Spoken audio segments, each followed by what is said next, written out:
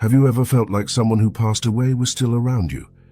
Maybe you noticed a familiar scent in an unexpected place, a song that played at just the right moment, or a sudden thought that felt as though it came from outside yourself. Are these simply tricks of the grieving mind, or are they glimpses into something deeper, something beyond what our senses alone can explain? The idea that the dead may observe the living is both ancient and deeply personal. It touches not only spiritual belief, but also how we define love, consciousness, and the very nature of continuity. Today, we'll explore one of the most intriguing voices on this subject, Edgar Cayce, often called the sleeping prophet, whose insights into life after death have captivated both skeptics and seekers for generations. But before we turn to him, let's look at how this mystery has unfolded across cultures and time.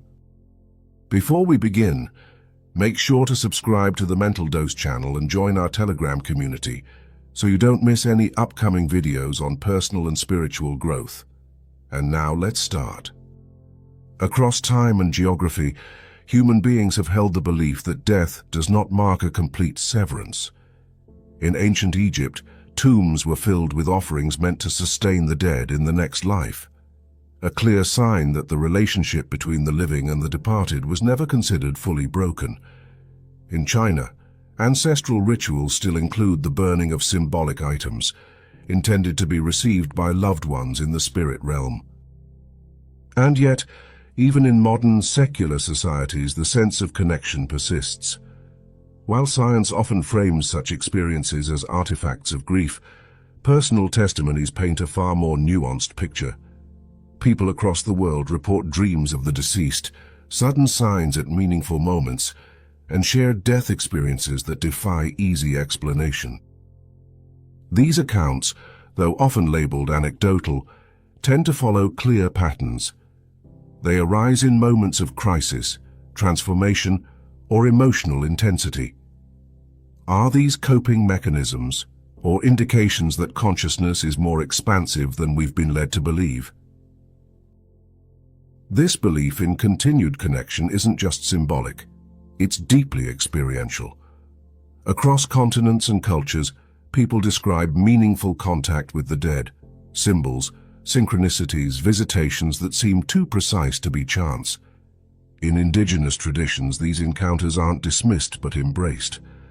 Ancestors are seen as active members of the community, invited into rituals and called upon for guidance. Even in the increasingly secular West, stories of inexplicable knowing, of feeling someone's presence, remain quietly yet persistently part of our lives. These recurring experiences suggest something more than imagination. They hint at a deeper architecture of consciousness, and that's precisely where Edgar Cayce's work becomes especially relevant. Edgar Cayce, whose trance readings addressed everything from healing to reincarnation, viewed death not as an end, but as a shift in vibrational state. To him, consciousness continued beyond the body, operating across dimensions that exist alongside our own. What makes Cayce's insights so compelling is how they bridge Eastern philosophy with Western spiritual inquiry. He believed that the dead retained a form of awareness, though not constant or all-seeing. Instead, their attention was guided by emotional resonance and soul connection. In his view, the departed aren't observers of our every move, but they may be present during moments of grief, transformation, or spiritual need. Cayce described the afterlife as composed of distinct planes, realms of healing, reflection, and growth. The soul, he taught, continues evolving after death, and its contact with the living stems not from curiosity but from love. Watching, in this sense, is not surveillance, it's presence. This perspective fundamentally challenges the modern materialist narrative, in which death marks the cessation of experience. For Cayce, the soul doesn't disappear, it steps into another room, another field of perception.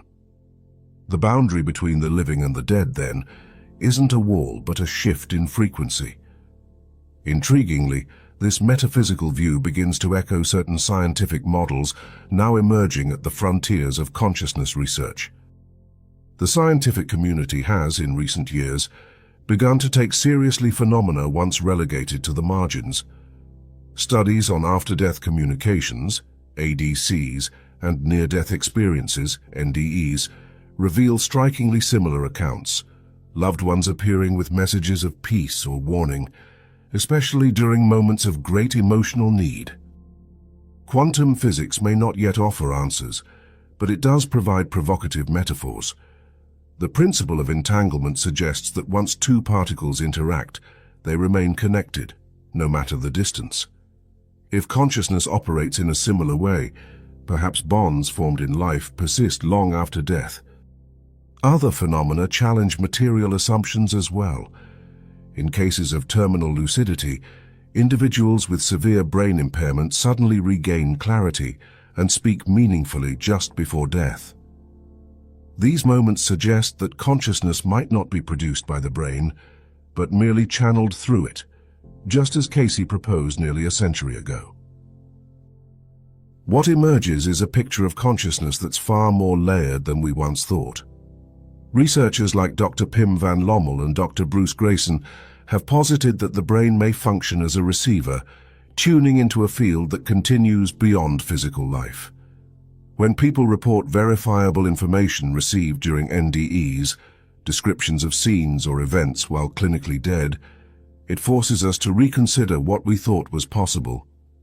Maybe Casey and mystics from around the world were tapping into something real, something now standing at the threshold of scientific exploration.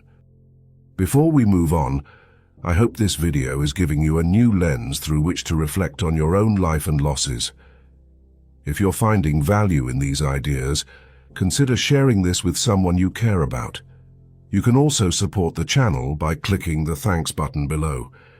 It helps us continue producing thoughtful content like this. Now let's continue. Across nearly every spiritual tradition, one theme is constant: love survives death. In Buddhism, souls linger for a time, aware of the grief left behind. In indigenous cultures, ancestors become protectors, guiding the living. Even Islamic teachings speak of an intermediate realm where the soul is conscious of visitors, especially during prayer or remembrance. What's striking is that the dead across these traditions aren't portrayed as passive or detached.